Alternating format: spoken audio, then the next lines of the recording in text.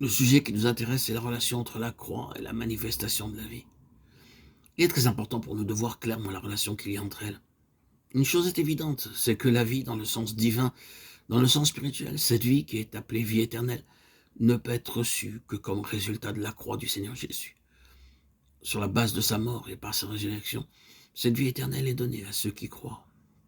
Parfois, nous parlons de cela comme résultat de la simple foi en l'œuvre expiatoire du Seigneur Jésus-Christ. Pour recevoir cette vie, le sens de combat ou le conflit ne sont pas forcément présents.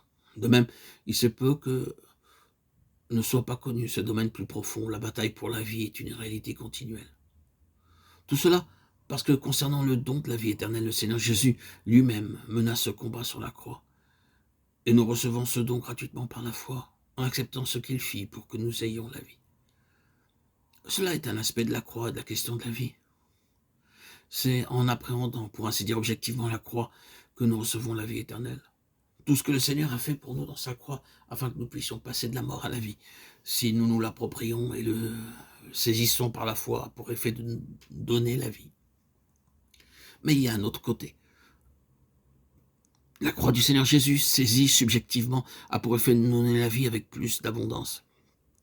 Ses propres paroles sont « Moi je suis venu afin que les brebis aient la vie, et qu'elle l'ait en abondance ». Jean 10, 10.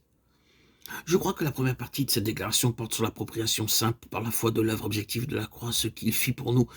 Mais la deuxième partie de la déclaration nous conduit plus loin. Une vie plus abondante requiert que ce qu'il fit pour nous soit rendu effectif en nous. Nous pouvons le dire ainsi. En sa croix, il traite nos péchés. Sur cette base, par notre foi en son œuvre expiatoire pour nos péchés, nous recevons le don de la vie éternelle. C'est aussi nous-mêmes qui l'a traité. Mais cette œuvre doit se faire de manière progressive. Et c'est dans la mesure où nous-mêmes sommes traités sous la puissance de la croix qu'un chemin s'ouvre pour que cette vie s'exprime en plénitude, dans des profondeurs nouvelles. Le fait est que le moi gêne la vie et sa pleine expression. C'est la vie naturelle qui obstrue le cours de la vie divine. Ainsi, ce qui a été fait pour nous doit être fait en nous, et dans la mesure où cela est réalisé en nous.